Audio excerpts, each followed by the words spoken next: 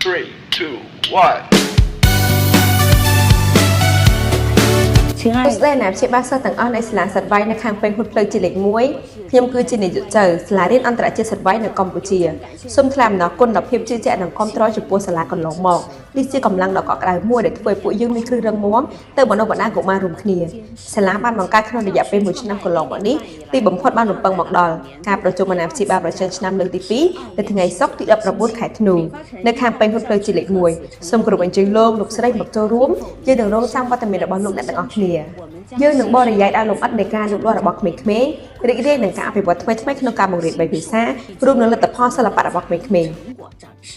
ការតែរំពឹងចង់ស្ដាប់ពីការអប់រំដ៏យកចិត្តទុកដាក់ធ្វើឲ្យណាំស៊ីម៉ានិងសាលាមានចិត្តរួមគ្នា